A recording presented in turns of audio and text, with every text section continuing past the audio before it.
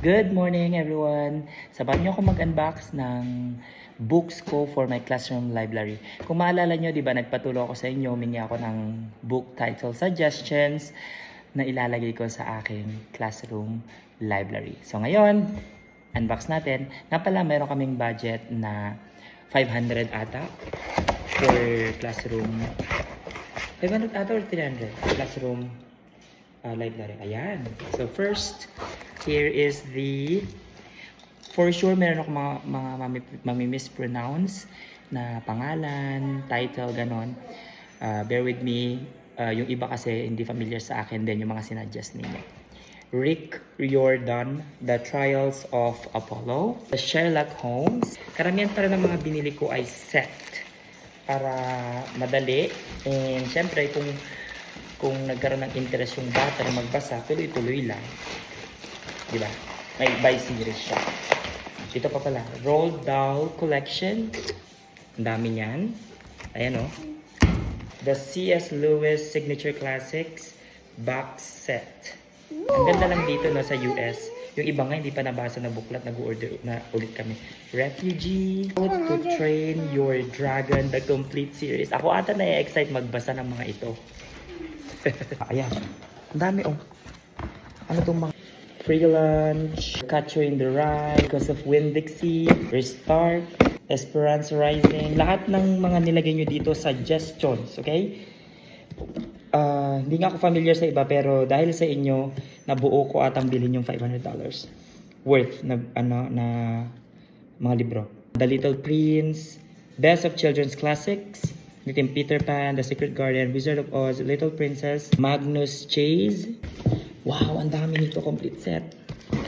Ano to? The Ruins of Gorlan, Ranger's Apprentice, John Flanagan. Rick Jordan again, The Kane Chronicles, The Serpents, The Throne of Fire. Ooh, a series of unfortunate events. One set ulit. Thank you so much sa inyong mga suggestions. So ito na lahat. Excited akong i-arrange at basahin ito. Ilagay sa classroom library ko.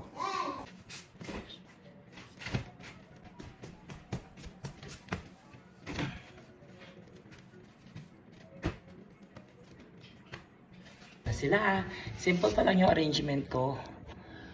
Maaring magbago pa. Hindi ko naman. Ang purpose ko lang ngayon, mailagay lang sila sa shelves. So, ayan. So, ayan, naglagay ako ng konting corner dito for reading para sa classroom library ko. Ayan. Ito ganda ng mga books. Excited ako.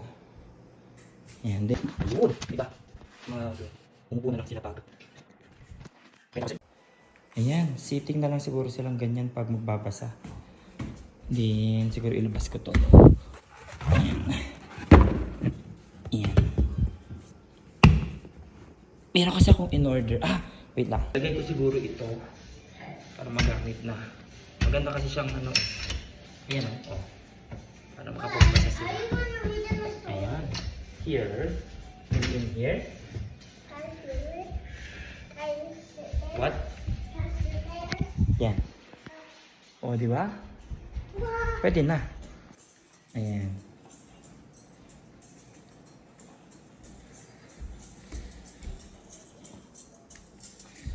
Then, while reading, pwede na siguro. Madi-disarrange pa yan, pero ganyan, basically may corner dito for reading.